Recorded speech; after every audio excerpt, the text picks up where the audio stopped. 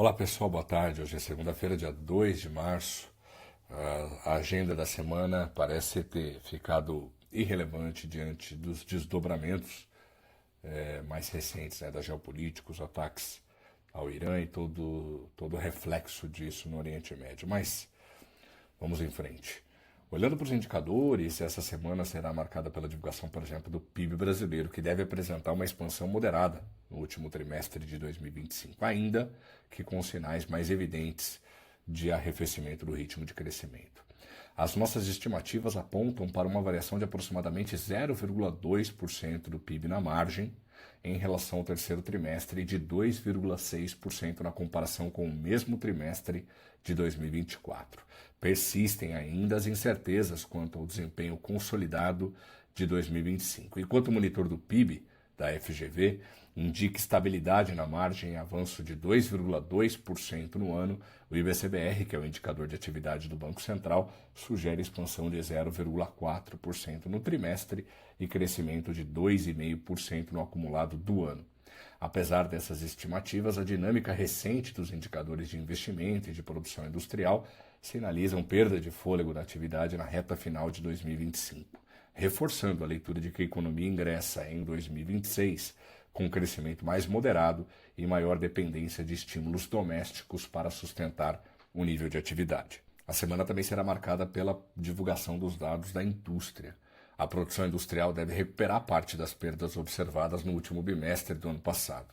Após a queda de 1,2% na passagem de novembro para dezembro, a nossa expectativa é de uma alta de 0,7% na primeira leitura mensal do ano.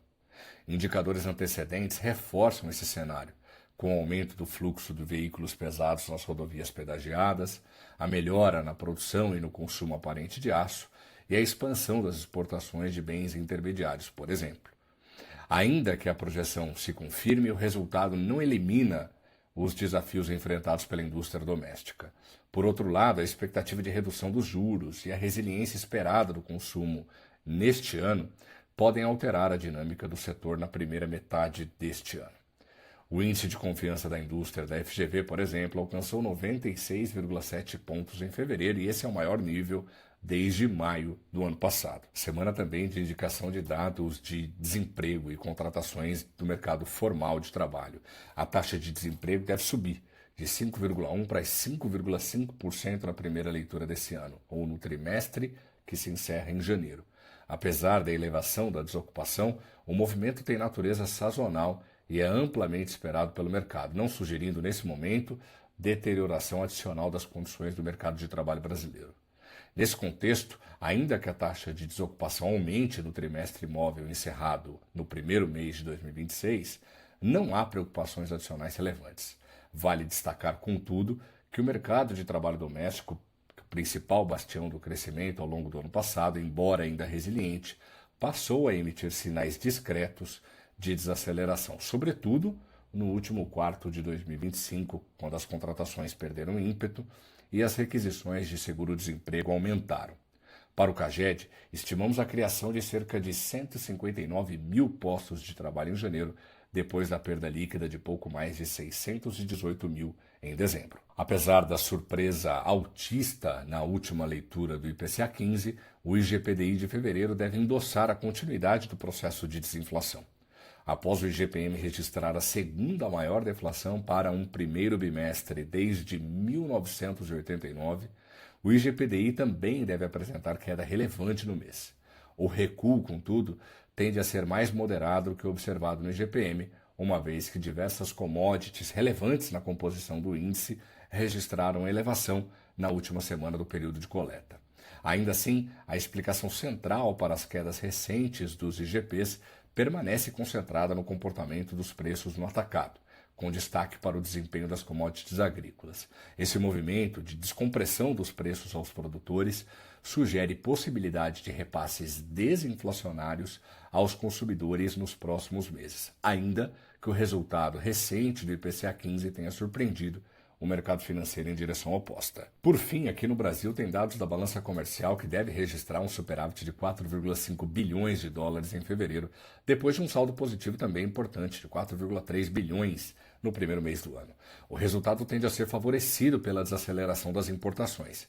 A recente valorização cambial, que já acumula cerca de 2% no mês e cerca de 6% no ano, combinada à perda de ritmo da atividade econômica, tem contribuído para a redução em valor das importações. Adicionalmente, mudanças nas tarifas comerciais impostas pelos Estados Unidos após a decisão da Suprema Corte podem alterar a dinâmica das exportações nas próximas semanas, potencialmente favorecendo ainda mais o desempenho da balança comercial brasileira. É claro que tudo isso depende muito dos desdobramentos geopolíticos, como eu falei no começo desse áudio. No entanto, se forem transitórios os problemas que a gente está enfrentando ou vendo neste momento, a balança comercial brasileira tende a ser favorecida nos próximos meses. E para fechar a semana, em âmbito internacional, a gente tem os dados do mercado de trabalho norte-americano. O payroll de fevereiro deve consolidar a percepção de um mercado de trabalho norte-americano ainda resiliente após o registro de mais de 130 mil vagas criadas no primeiro mês de 2026. O desempenho recente das ADPs semanais, com prévias que surgiram e ficaram mais conhecidas depois do último shutdown, corrobora essa visão, apresentando uma absorção constante da mão de obra pelo setor privado e sinalizando que a demanda por trabalhadores permanece aquecida em setores-chave. Complementarmente, o volume semanal de novos pedidos de seguro-desemprego se mantém em patamares baixos, sem evidenciar repiques que sugiram uma deterioração acelerada das condições de emprego, como ainda teme parte dos diretores do Federal Reserve. O mercado de trabalho relativamente resiliente, com sinais discretos de perda de ritmo, não deve dar margem para que o Comitê de Política Monetária do Fed opere algum corte de juros nas próximas reuniões. Seguimos de olho.